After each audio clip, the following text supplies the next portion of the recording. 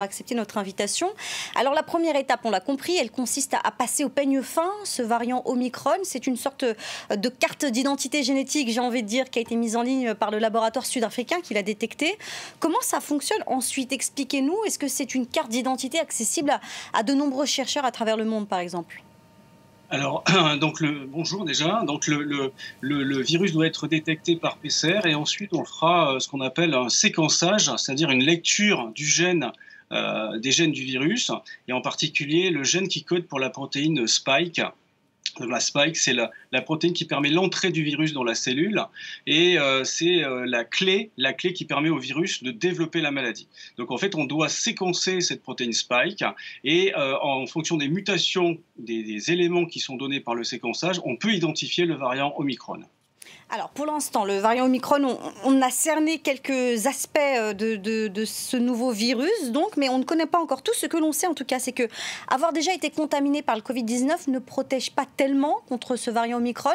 Le risque de réinfection serait même multiplié par 3. Est-ce qu'il faut là s'en inquiéter davantage? Donc déjà, la première chose sur ce variant Omicron, c'est qu'effectivement, il semble plus transmissible. Donc premier message, c'est faisons-nous vacciner. Les gens qui ne sont pas encore vaccinés doivent absolument le faire et les gens déjà vaccinés doivent recevoir la 3e dose. Deuxième message, c'est les mesures barrières avec le lavage des mains, c'est toujours la même chose, et les masques. Et ça, c'est une mesure qui va être obligatoire même à l'extérieur, qui va rapidement être développée, puisque si on veut stopper le variant Omicron, il faut utiliser les mesures barrières. Mais pour l'instant, le vaccin tel qu'il existe n'est pas encore efficace face à ce nouveau variant Omicron. Les laboratoires, Pfizer, Moderna, eux, annoncent s'activer pour tenter d'adapter leur vaccin. Est-ce que ça veut dire finalement qu'au bout de 2 ans de pandémie, le virus a toujours une longueur d'avance sur l'ensemble des chercheurs de la planète finalement?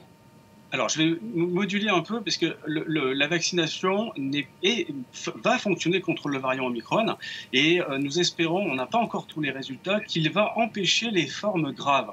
Vous l'avez déjà décrit dans votre reportage, la personne qui est revenue du Nigeria ou du Niger n'était pas symptomatique. Peut-être que ce variant est moins virulent. Il faudra attendre les chiffres des données d'hospitalisation et de cas en réanimation liés à ce variant pour pouvoir conclure. Donc ça, c'est très important. Et on est en train d'avoir des éléments pour savoir si les anticorps induits par la vaccination protègent et en quel pourcentage ils sont protecteurs face à ce variant.